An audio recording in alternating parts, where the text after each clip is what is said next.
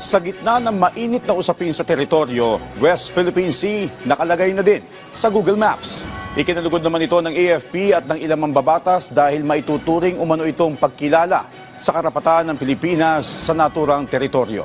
Si Mela Lesmora sa sentro ng balita.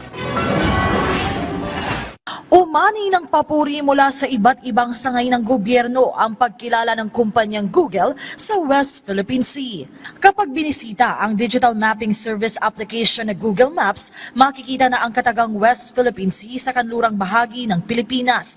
Sakop ng West Philippine Sea ang 200 nautical miles exclusive economic zone o EEZ ng bansa na nakasaad din sa United Nations Convention on the Law of the Sea o UNCLOS. Ayon kay House Speaker Martin Romualdez, mas pinalakas nito ang matagal nang ipinaglalaban ng Pilipinas na atin ang West Philippine Sea at dapat lang na irespeto ng lahat ang ating karapatan. Hindi lang anya map update ang ginawa ng Google, kundi isa rin itong geopolitical affirmation.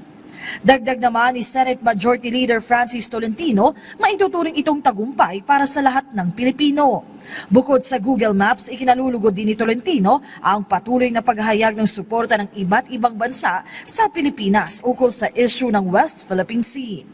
Ang Armed Forces of the Philippines una na ring naghayag ng malugod na pagtanggap sa naging hakbang ng Google. Sabi ni AFP spokesperson Francel Padilla, bilang mga tagapagtanggol ng ating pambansang soberanya, nakikita ito ng AFP bilang mahalagang hakbang na makatutulong din para sa tamang kaalaman ng publiko. Mela Lesmoras para sa Pambansang TV sa Bagong Pilipinas.